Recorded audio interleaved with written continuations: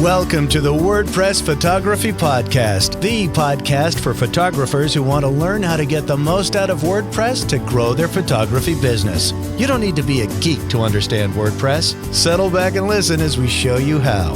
Now, here's your host, Scott Wyden-Kivowitz.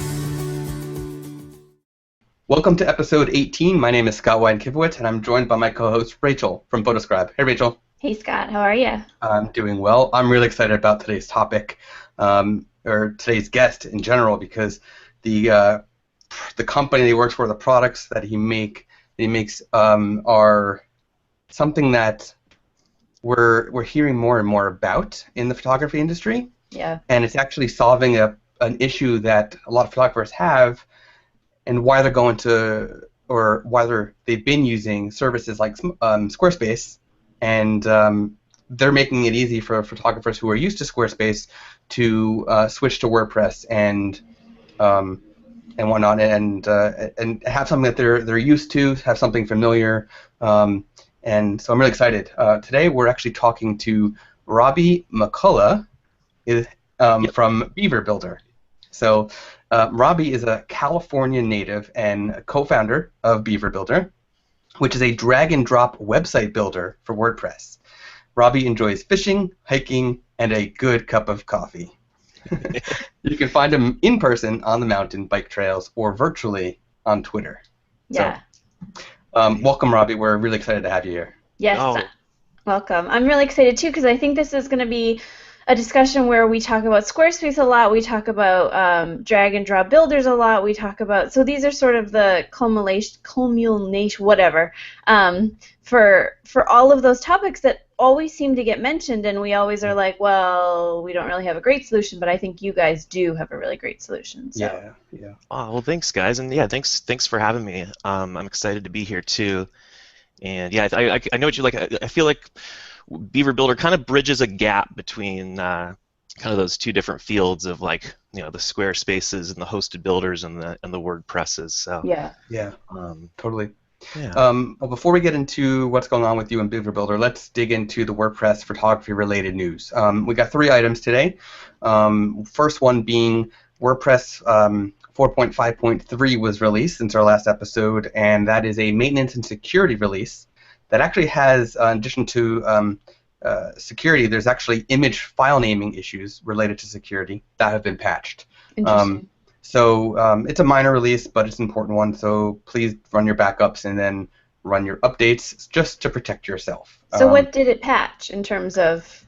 I think there was 12 or so different fixes in it, but specifically it was the security issue with the file naming is that you could put in some sort of hack attempt in the file name, and if found and exploited, it could, potentially harm your site. So yeah, interesting. I don't know the details on it per se, but all I know is as WordPress core gets more and more, as it gets more and more secure and better, it seems like the vulnerabilities that come out just get more and more obscure. Like, I was just thinking that too, right? Like, we all know are like what is it, XSS and remote file inclusions and those kind of like really nasty bugs that you hear about. But then when you read the WordPress patch notes, it's all these really, really deep and technical, like one-off kind of scenarios. Yeah. And more power to them for finding all those and getting them fixed. Yeah, and a lot of them that come out too are ones where not only are they super rare, but a lot of them you need admin credentials and even to exploit it. So yes, it's good that they're patching things, but a lot of the security issues that come out, really you don't have to worry about it unless you've got a super weak password. Well, and this is what I was thinking too, like, because what we tell photographers is to rename your images so that they show up in the Google image search and you get the keyword juice. So to hear like, oh, an image name, security vulnerability, that's just so like obscure, like you were saying. But I guess it's another sort of reiteration for photographers that before you upload them into WordPress, make sure that you are renaming them so that you do get the keyword juice, and you would avoid situations like this where there are potential security things. So, yeah. So rename your images and upload the latest WordPress. Yeah, that's for sure. So the next thing, it's a little bit on the Imagely side, but it's actually really huge for the WordPress community in general. Being that NextGen Gallery has so many users, well over 1 million users, this news is huge for the WordPress community. Basically, we decided to, at a sort of a last minute, due to the nature of something else we had to do with integration with Yoast SEO, we wound up doing full integration with Yoast SEO for images used in NextGen Galleries for the sitemap. So if you use NextGen Gallery and you're using Yoast SEO, your images on posts and pages will automatically be included in the sitemap, which is really good for SEO. So that's a huge one. And shockingly, it took our developer like 5 minutes to integrate it. I was so happy when he said it was done. Nice. Those are always great features, the ones that you're not quite sure what you're getting yourself into, and then you jump into the code and kind of have one of those aha moments, and it's, oh, I can do this like that. And huge for photographers because those images are what you're selling, so making sure that they're being seen for SEO and being seen by Google image searches are huge, so that's awesome. For sure. The last bit is not WordPress specific, but it's website specific. Basically, Google will now let you know when your website, if your website, and when your website has been hacked. So if your website happens to be hacked and you are already connected with Google Search Console, I don't recall from the article, I'll have to go back, but basically, and we'll link to this in the show notes, basically if you're connected, your site's connected to Search Console, you will be alerted via email if your website is hacked, which means you can then go in and figure out how to get rid of the hack or hire a company like Securi to resolve the hack for you. So yeah, and I think a lot of people that I talk to that are smaller photographers are saying, well, why would my page get hacked? Like, who am I? But the fact that you're on WordPress or on even other platforms, you're a target because you're out on the web. So making sure that you have a backup, making sure that you have good passwords, and then knowing, this is great because I've had a lot of clients come to me and been like, I think I'm hacked because things are acting weird, but I don't know. And it's like, no, you definitely are for sure. And so this will tell you, so then you can go and be proactive. I think it's great. Yep, it definitely is. And you know what? Here's a good case on this. An Imagely ambassador, I won't say who, we migrated their site, multiple sites, over to our hosting. And while doing the migration, we noticed that every site on their shared host, which they were moving from, was hacked. They did not know it was hacked, but it was. And that meant that every site of theirs that we are moving over to the Imagely hosting platform had to be, cleaned of the hack. But without an alert, they had no idea. Now, there are plugins that do this as well. For example, WordFence will email you if there's a vulnerable file on your server, but they didn't use it at the time. Now they do. They didn't at the time, and they had no idea. But even WordFence, if you install it after the hack has been done, you can scan. Yeah, it'll scan. I know, but we've talked about this. There are still there's vulnerabilities that can be missed, and I mean, of course, obviously we're talking like worst case scenario, but just to know Google with all their power is behind you, like, I think it's good. Yeah, it's good. It's so nice that they're like sending the communication to you, the webmaster, now, because before, I'm sure, like, it was always a nightmare, but you'd see one of those like red screens, like if you access the sites through Google, they would send you to that like horrible, frightening warning page, and like instead of telling you, the person who could fix it, they just kind of scared all of your potential customers and visitors and users away. Well, and I wonder too, I mean, especially with the shared hosting, does Google alert the host too? I mean, this is just another reason for the managed hosting too, that you need to be able to trust where your servers are living and who's maintaining them, and because as photographers and small business owners, that's not your main point of business, right? To to support these servers. You're paying for someone to support them, and you get what you pay for in some of these cases. So. Yep, that's for sure. That is for sure. So Robby, what's going on in your world? What's going on with Beaver Builder? Tell us what's new.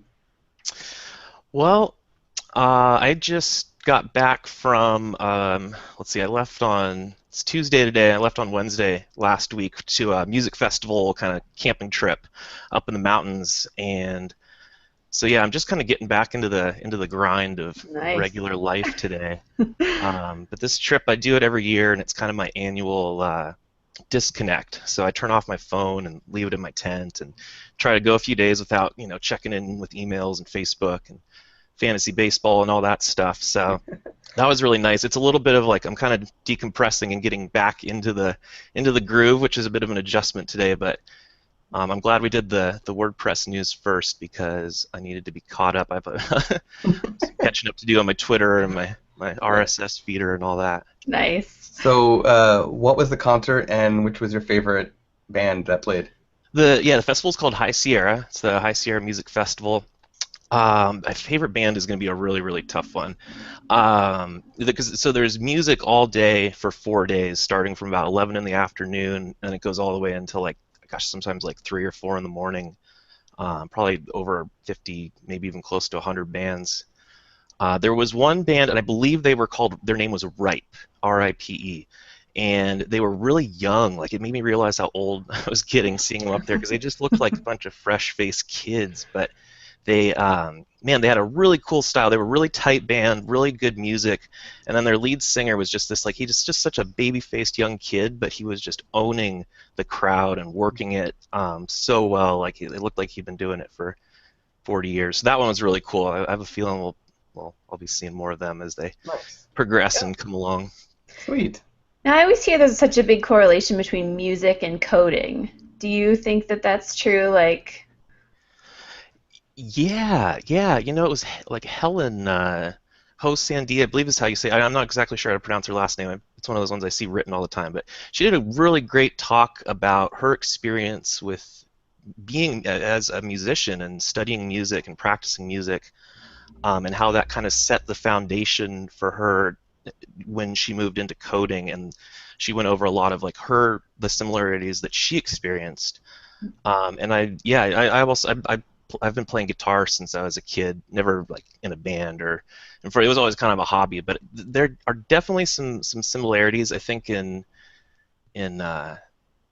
how you approach getting better. Learning an instrument kind of forces you to realize that you can't just sit down and spend 6 hours and it's a long play, you can never write a novel in a day. And I don't know, I was always really impatient when I was young. I wanted things when I wanted them, and if I wanted to be able to do something, I just wanted to be able to do it. Yep. But yeah, things like writing code or just learning a big system like WordPress or a new programming language. Music is a language.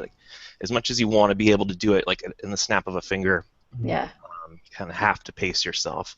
Well, it's interesting because there's not a lot of photographers who do coding, but there's a lot of musicians who do coding, and I think that thinking of the visual versus auditory versus organizational, there's definitely correlations there. But so going back to what is Beaver Builder? To a photographer listening, who are you? What does the company do? What services would a photographer want from what you guys do? Beaver Builder is it's a page builder for WordPress, or you could call it a website builder. And it's a tool that lets you design a web page visually by dragging and dropping elements around on a page. We mentioned Squarespace earlier. It's similar. Squarespace also has a visual, or what you see is what you get, editor. And then there have been, of course, Dreamweaver and FrontPage and some software suites in the past and present that do that as well. All really technical, though. Minus Squarespace, but the Dreamweaver stuff. Don't you? Yeah, varying degree. Well, yeah, no, it's funny because we experience. There's a lot of people in the WordPress community and even just outside in general that have this real kind of stigma and distaste for page builders, it's cheating, or they're kind of I don't know, just people have like a really like a strong dislike for them. Like it's not just like, oh yeah, it's not something I care for or prefer. They're like, I hate this. Like I hate this whole idea and everything about it. But I think a lot of that bad stigma comes back to some of those like the Dreamweavers and the front pages, which were extremely technical, extremely hard to use. I think that opinion is also more on the side of the developers than users. For like, we see that all the time when people in the WordPress community talk about Next-Gen Gallery compared to some other gallery plugins. Most of the bad public feedback we get is from developers, not from the actual users.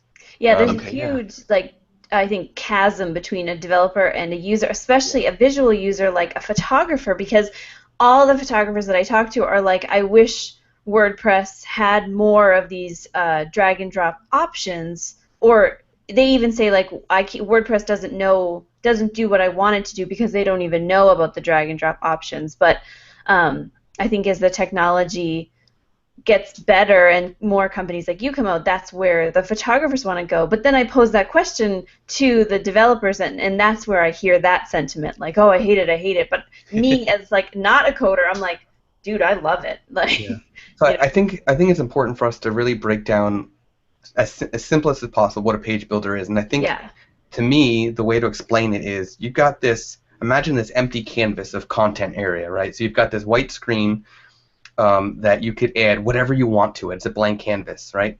Literally, you have a brush and a blank canvas, and you can take these little elements, or what are they called in Beaver Builder? The little we call them modules. So you can take a module of a video, right? A module that plays a video, and you can drag it really wherever you want, to a degree, wherever you want in that blank canvas. You can set up how many columns. You can set up how wide things are, and you can basically design the page however you want without knowing a lick of code. Yeah. Just by dragging and dropping different modules. Well, I think that's the key too for, again, going back to the visual artists like photographers. Columns are really hard to code. Like you can drag a video in and it will be left aligned and it won't have any, styling unless you add the styling in CSS or HTML if you know that stuff. Themes have some capabilities, but if there's not that visual drag and drop, testing it and going back and forth, and that in and of itself is a full-time job. And who's got time for that when you're running a business, Yeah. So we know that so many photographers are moving from Squarespace to WordPress. Right. We see it all the time. In fact, we've talked about with Anna Salwin, we talked about me doing her migration and how cumbersome it is to move from Squarespace to WordPress, but why it's so valuable. And so Robby, what are the advantages of using Beaver Builder when somebody moves? What's the advantage of using it for Squarespace people moving over to WordPress? Like, what is so important for them? What is the best reason for them to go with Beaver Builder? It's good. It's a good question. Well, particularly if you've decided that you want to move to WordPress, like if you're on the Squarespace or something similar, and you've decided that you want to, move over to WordPress, like not counting the factors that go into that decision. Mm-hmm. There's a lot of tools out there, like similar tools for WordPress or even off of WordPress, like visual builders, ways to build a website. Specific to Beaver Builder, when we started, our kind of goal or mission or philosophy was to build a user interface that was simple and that was easy to like jump in and get in and start using.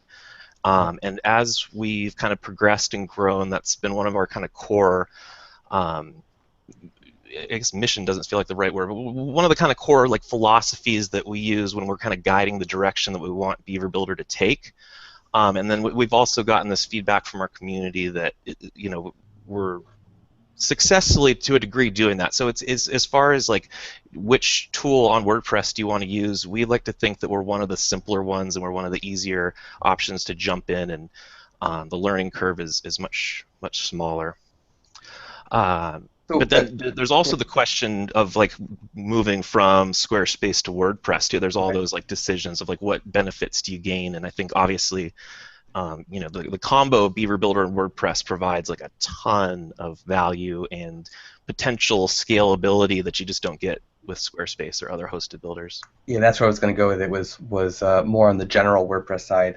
Sure. So yeah, there's so many benefits, and we've talked about this in previous episodes.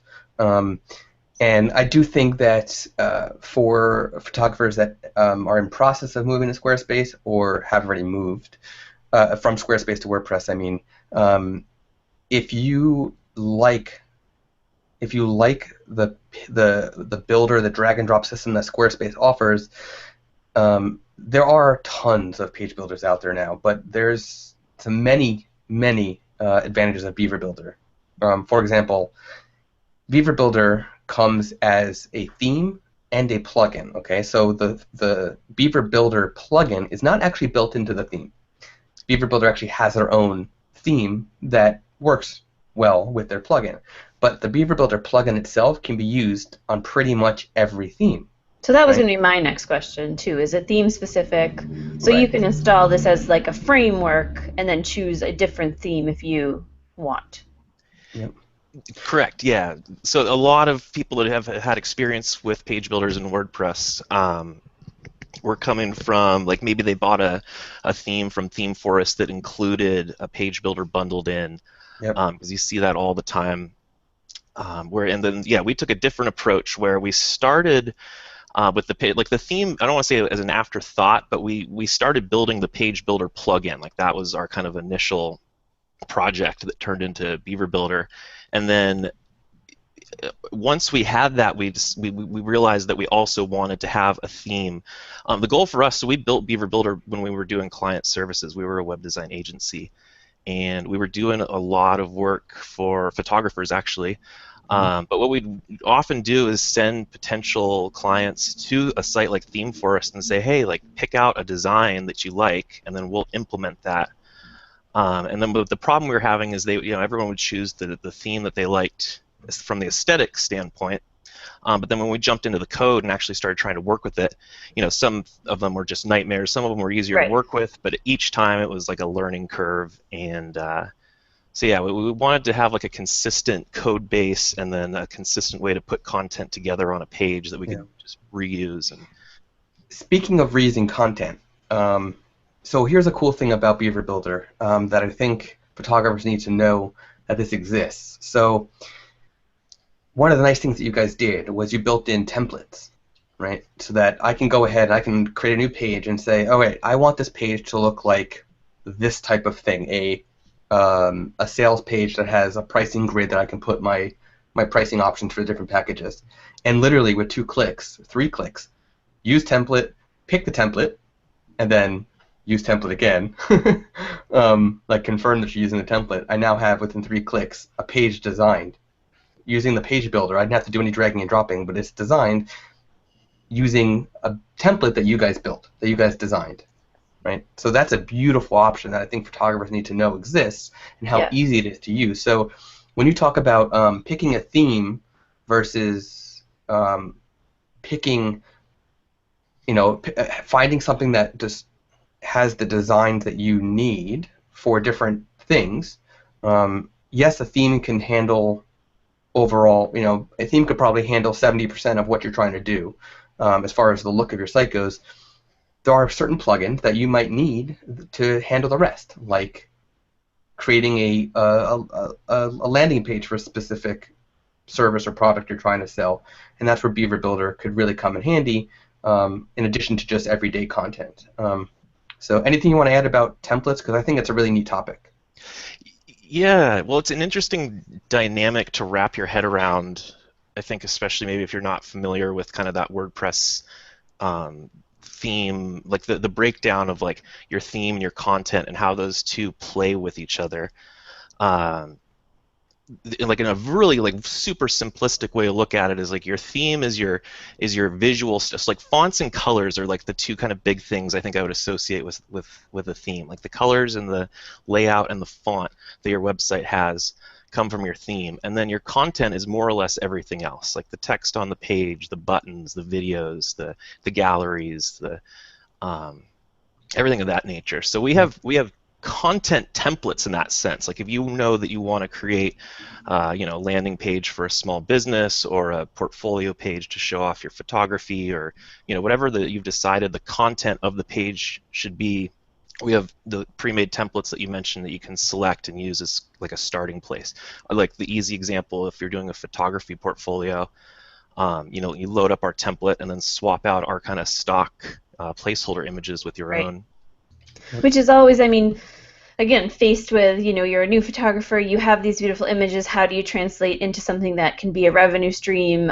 Your website is your storefront. This just gives you some of those templates, that's what they are, and a starting place to start from and put your own image, your own spin on it. Now, so you had sort of mentioned that you worked with photographers before, or you did when you guys were a media agency. Can you talk a little bit more about that relationship and how that helped you to grow into what you are now? Absolutely. Well, let's see. So I started working at Fastline. I met my two partners now, Justin and Billy, through a Craigslist ad. We have kind of like a fun story.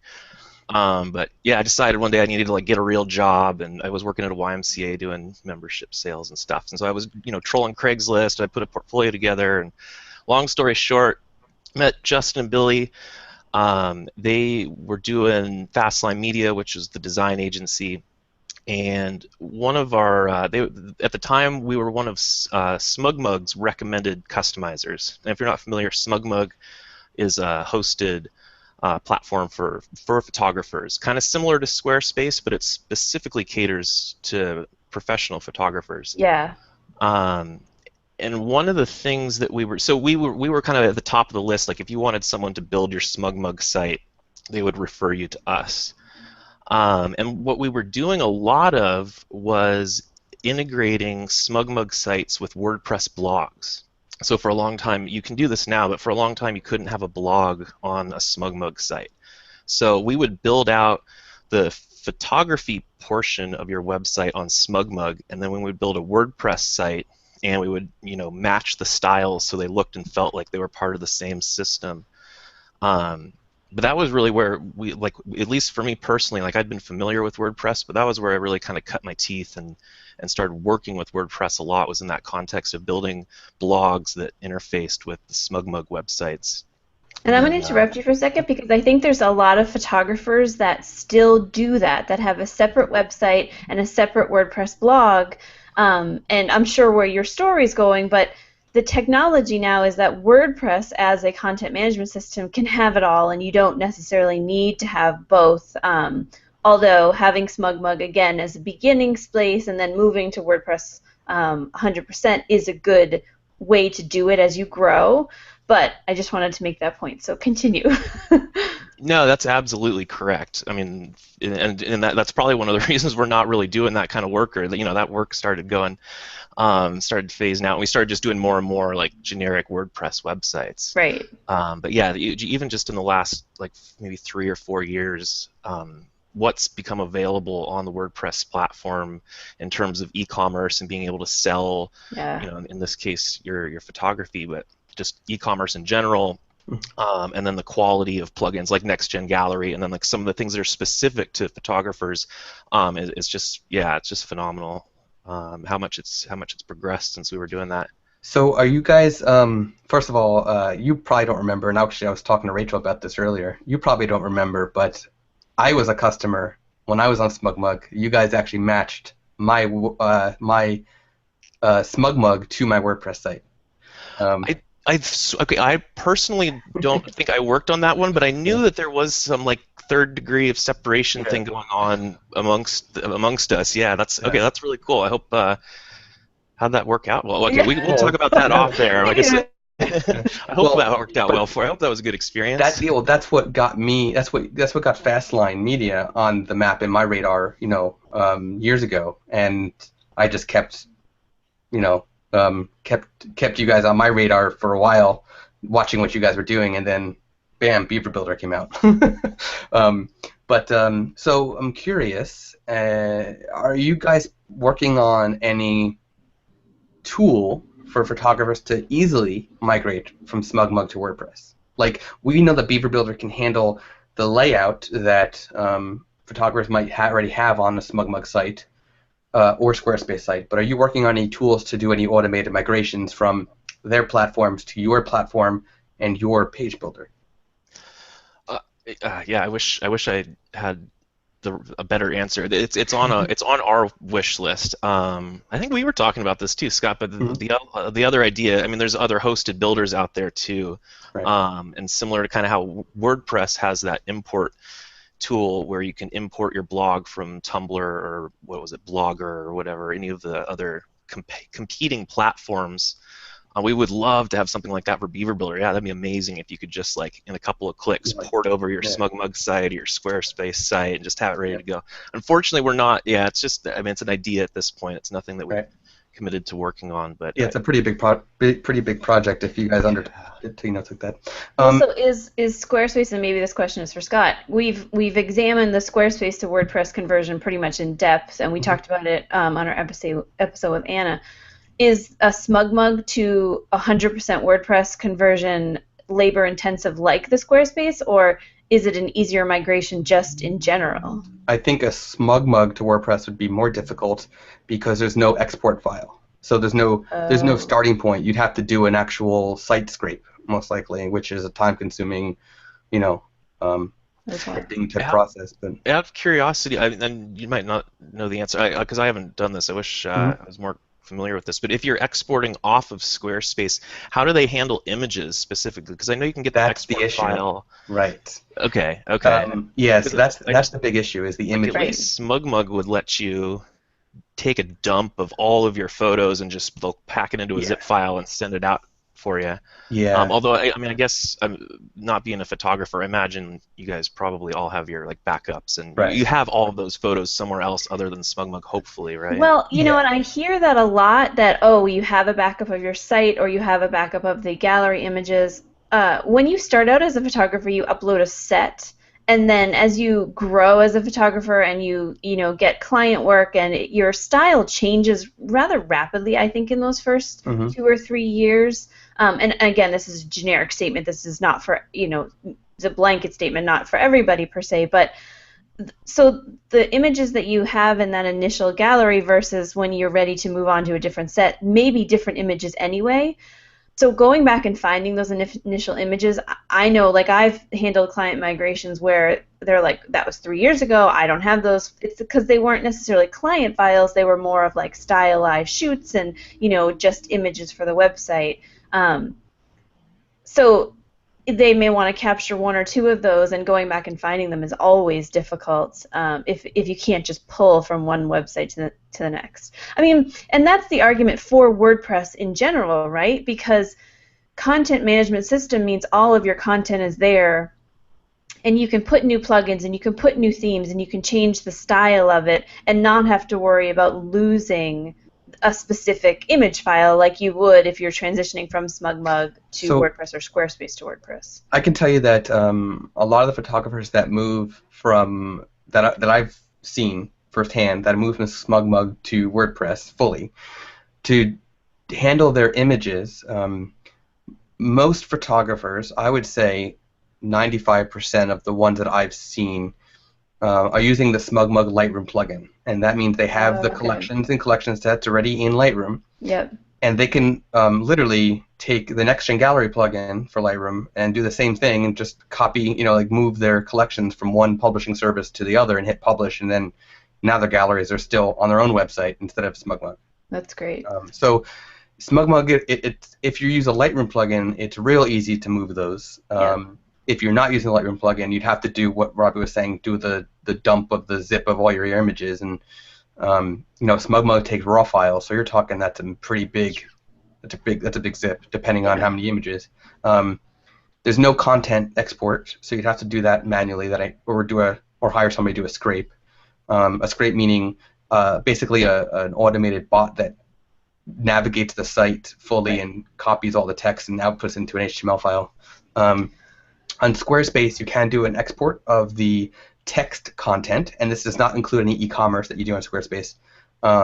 But the images are still called from Squarespace. So there are a bunch of import from external images plugins that are supposed to take it from Squarespace and import it to your WordPress site.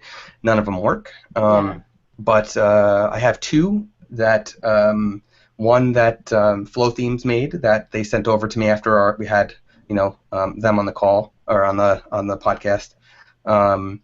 And I haven't had a chance to test that because I haven't had a migration to do.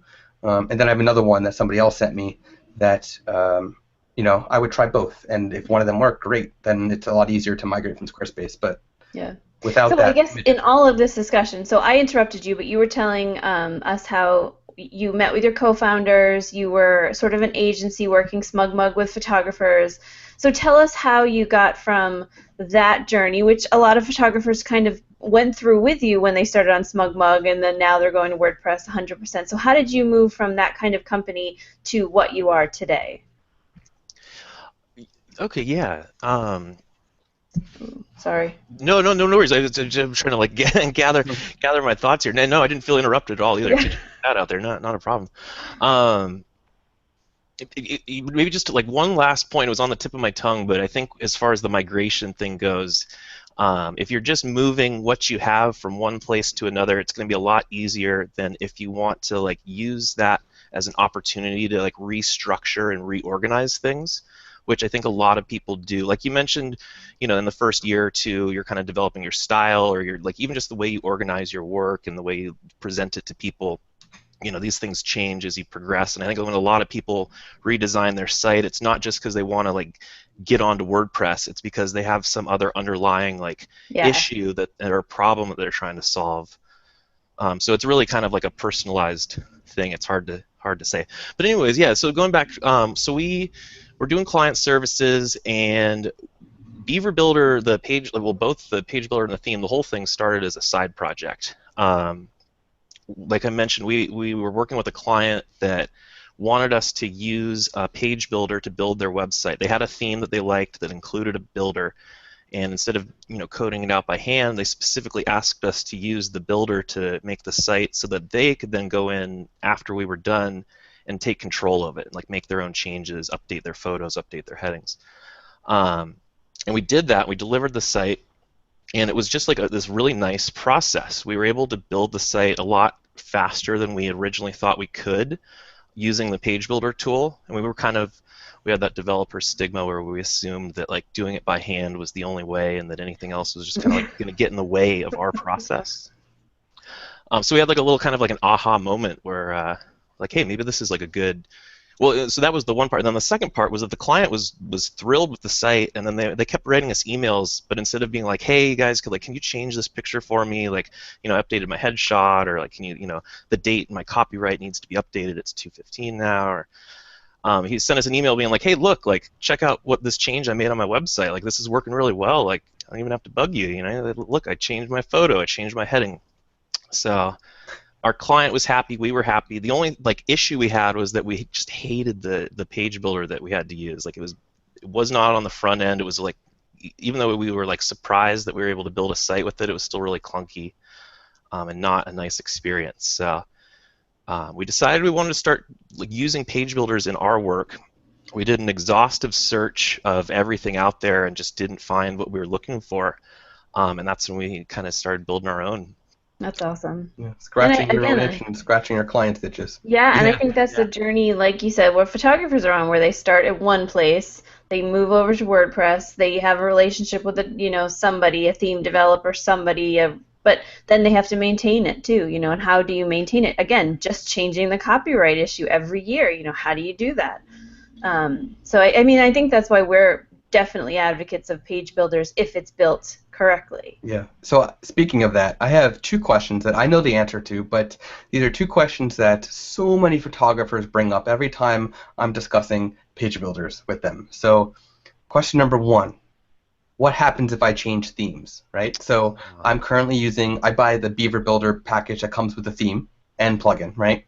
I'm using the Beaver Builder theme, and then 2 years later, I'm like, you know what? I want a different design for the the layout and the font and the colors and whatnot, that what you talked about earlier. I want to change. I'm going to go to an Imagely theme, right, which is based on Genesis. Now, very different framework, right? What happens to the page builder content when I change themes? All right. Yeah, I appreciate the slow pitch right over the plate, right? Yeah, you might be surprised to hear, right? Like, but you can do that with Beaver Builder. This it was almost like not a happy accident, but this was something that as we were building Beaver Builder, we kind of we realized that there was a lot more to this particular piece than we'd originally thought. But separating out the theme from the page builder allows you to separate your content from the style. Yeah. And so you can build out your content page. Like, let's just use a portfolio of images again as an example. You have a grid of images. Maybe you have an introduction text at the top. Maybe you have like a call to action at the bottom, something of that sort.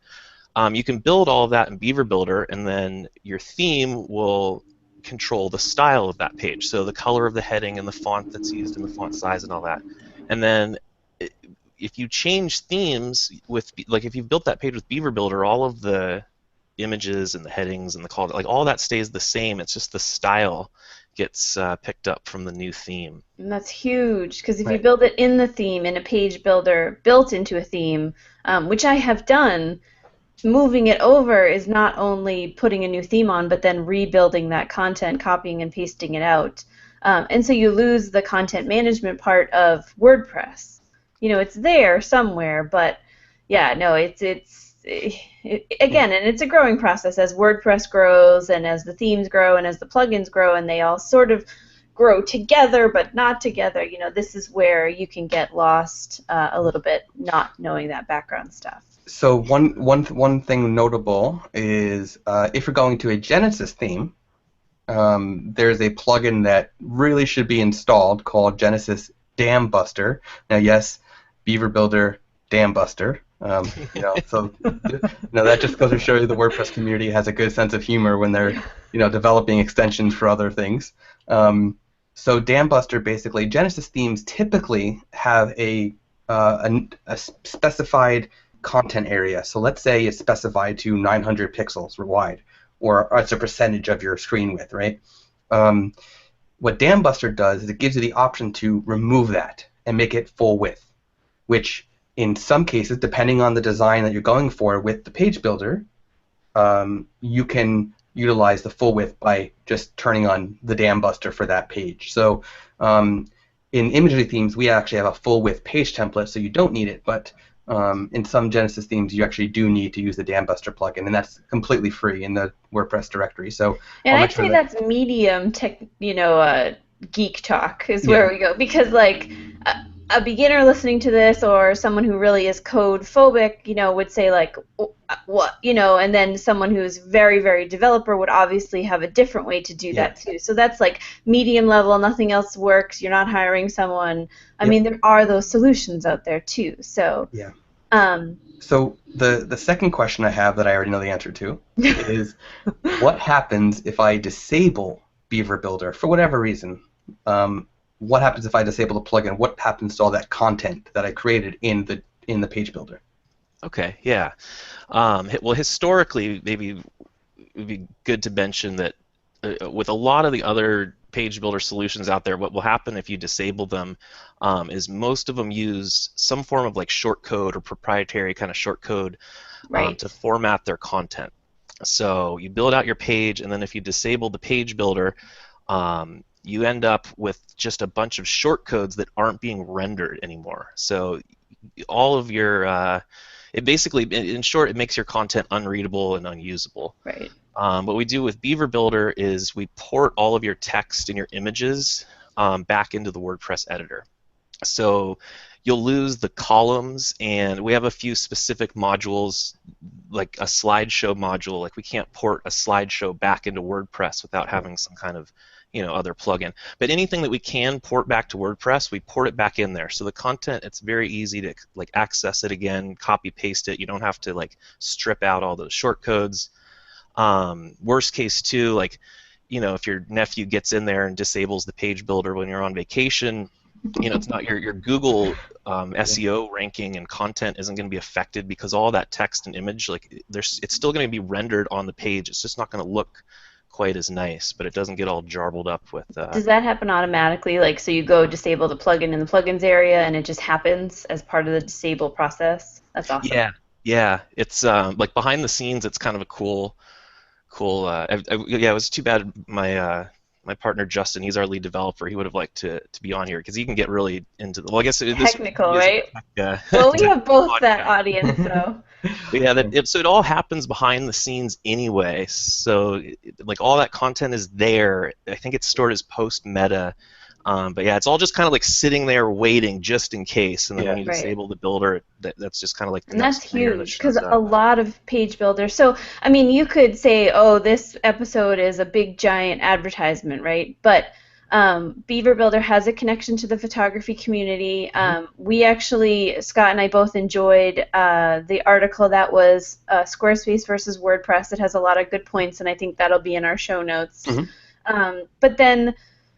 There are other plugins, there are other themes, but Beaver Builder has kind of thought through some of these things, and for our audience, which is photographers who don't necessarily have high developer level of code, you've sort of thought through the options to help build a site without worrying about those teeny details that short codes make it easier, but then can make a huge difference later on 3 years down the line when you're changing your website for another reason, because then you're dead in the water. I mean, in a lot of ways, And short codes are good for certain things, for certain plugins to use, but it's not good when your majority of your content is built on short codes. Right. Because, and this sort of leads into one last question I have before we move into recommended plugins or themes. Do you have in the works, or do you have a tool right now for anybody who's using a page builder that uses shortcodes that is not built to the best that it can be, that wants to move to Beaver Builder? Do you have something available to just do a quick conversion for people? Yeah, it's the same. Unfortunately, same answer to the last migration question, in that it's something in the works. And real quick step back too before I forget. Thank you guys too for the kind words. I really appreciate that. We don't. I don't want this to come off like an advertisement either. We kind of built this tool, and it's been this really awesome experience for us. Seeing people using it and hearing the testimonials from people that are saying like this really like helped my business, it helped me like earn more or build or do what I want to do, and like this has been something that's helped me, and thank you. Like that's what we're here to make a living and do all that stuff too, but at the end of the day, like that's the part that really like gets us up in the morning is building something that's helping make whatever your business is online, make it easier. Right. But then so unfortunately no migration tool yet. Although especially after this conversation, I might have to head over to the drawing board and do some sketching or whatever that process looks like. Yeah. Awesome. Well, I think we're ready to move. We always ask guest recommended WordPress plugin or theme, not your own, and not Yoast, because we've talked about that 800,000 times. Yeah, I was trying to come up with something like really, really good and like related to photography, and I just totally drew a blank. But I have two. I came up with two. One is it's not a WordPress specific, but it's Image Optim. It's image compression software. I think it's only OS. Well, there's got to be a port for Windows at this point. I think there's also a server side one too. So yeah, they got them all now. Yeah, exactly. And it's a lossless compression engine. And then being as photographers, so when I'm building a website as a web designer, I don't care about any like the metadata on my images. I don't care about any of that stuff that's going on behind the scenes. I just want the image to show up on the page. So if you're uploading your photos, this might not be the best tool, but what this software does is it lets you strip out all of that extra data, and it compresses the file. In some cases, it compresses it a lot, like 25% to 30% I've seen at times, but it's completely lossless. You don't lose any of your quality. In fact, last week, I think on Thursday, I just wrote an article on the Imagely blog about ImageOptim and JPEG Mini and how you should use, for photographers at least, you should do offline compression and not use a plugin to compress your images. So it's a good. My follow-up question was going to be: is there levels? Because we do want some metadata to come through. Because Google does allow, or if they say they do, they haven't really released what metadata they pull from. ImageOptim allows you to uncheck the options to strip the metadata, so you can leave it all in there. Okay. Oh, that's cool. Oh, that's good to know. I actually didn't know that. Yeah, because I imagine from the perspective of a photographer, there's a lot more involved in that decision. Yeah. Yeah. And it's hard because photographers don't know it either. So you have a web designer who, how do you have that conversation with, Squarespace is actually where we discovered it. Squarespace by default turns off the import metadata option. So not only do they strip the file name when you upload it, like when you upload Boston Wedding Photographer dash, you rename your images for SEO, you upload into WordPress, those things automatically go in the alt tags. You can then change the alt tags, but you don't have to. Squarespace, when you rename it before you upload it, they strip it totally and turn it into a Squarespace image, which, again, you can go in and change manually, but WordPress takes that step out so you don't have to. And then Squarespace has a default setting in the advanced, and I actually wrote a blog on Photoscribe, and Scott wrote a blog for Imagely, both about the subject, because when you take out that metadata and you're not telling photographers that you do, you're allowing them you're not allowing them to have whatever metadata they choose to keep in through Lightroom and such to be found, Like a copyright. Right, which is big. Yeah, those little just that little Yeah, nothing important. Nothing important. I know we're running probably out of time. Can I tell a really quick story? Yeah, please go ahead. I swear this is going to be super fast. Just remind. Okay, so I mentioned at the beginning of the show that I'm a pretty avid fisherman, and I used to visit this fishing forum where everyone would take pictures of their fish, but they would blur out the background so that other people wouldn't know their secret spot.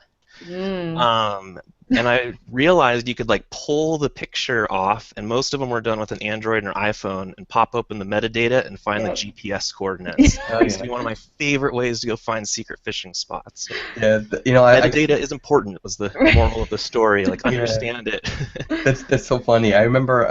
I think it was my friend Brian Matiash a couple years ago did a post on Facebook or something about how he was looking. He wanted to photograph this one spot somewhere he was about to travel to, and the photographer that took a photo from that spot wouldn't give him the info, and that photographer didn't realize that he geotagged it. So geotagged it, yeah.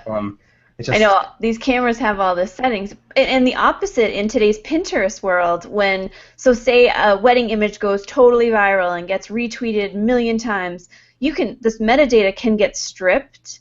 And unless you have a little teeny watermark or some kind of metadata saving function on, so say Squarespace strips it, they won't be able to come back and find you as the photographer. So it can work in both cases. They can find you and they can not find you from it. So it's really important as part of displaying your images and how you display them on the web.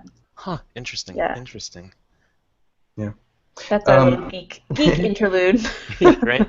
Yeah, I think I said I had two, but I don't remember the other one. So let's just leave it at ImageOptim. That one was awesome. That went well. and I'll make sure I link to. I'm gonna make a note to myself to link to the offline compression article because that goes well with it. It's a really good one. Yeah. I'll have to check that out. Yeah. Okay, so this was a great conversation. Yes. Again, a lot of this did most likely to some people come off as an advertisement, but I want to make it known that we wanted Robby on here because we know that photographers want a page builder. They want a page builder that's built well, and there's so many that are not. And trust me, I've tried them all. And even this morning I tried 2 that just have popped up in the WordPress repo that, I'm curious. So, there's so many out there, but they're not all built well, and not all of them have an understanding of photography. Right. And what photographers need. And again, the roots of Beaver Builder came from Fastline Media, and they worked closely with SmugMug's customers and SmugMug. Right. Back to years ago when I had a SmugMug site next to my WordPress site, I contacted SmugMug and said, hey, I want to make sure this matches. Who do you recommend? And not only did SmugMug recommend Fastline first, but SmugMug actually paid for it. I didn't pay for it. SmugMug did. Oh, that's interesting. Yeah. So yeah. VIP treatment. Yeah. Yeah. They might not do that for you. I mean, maybe people just it. Well, and I just think FYI. itself is changing too, and I think the WordPress versus website, there's a lot of things changing too, which is why your company has changed its focus too. So, we're trying to help photographers who ask us all the time, like, I can't handle WordPress, and the answer shouldn't be then don't use WordPress, because you can handle WordPress. Right. Just that you have to find the right tools to help. You need to find the tools to make sure you're not vulnerable, make sure you're up to date, make sure you're on good hosting, and and make sure you use the plugins that and themes that really are in your favor, and try to use tools from companies who understand your needs. Yeah, right? For sure. So I hope that everybody who's listening to this or watching the video really walks away learning more about page builders and how Beaver Builder can actually help your photography website. So with that, thank you, Robby, for joining us today. It's great to have you. My pleasure entirely. Thank you so much for having me. Yeah. And thanks for the kind words too. Thank you. Totally. Thank you, Rachel, for being an awesome co-host. Thank you, Scott. And we should do a little plug. Episode 20 in 2 episodes is another Q&A where just Scott and I go over questions like this. So if you do have questions about page builders or anything that we've talked about or Squarespace, please ask us, and then we'll address it and kind of chat amongst ourselves. Yes. So you can find the show notes from today's episode at imagely.com/podcast/18. And if you want to ask a question for the Q&A episode, that's imagely.com/podcast/Q. Yes. All right. Thank you, guys. So see you next time. Bye. You've been listening to the WordPress Photography Podcast. To listen to other episodes and to subscribe to the podcast via iTunes, Stitcher, Google Play, and more, please visit imagely.com/podcast.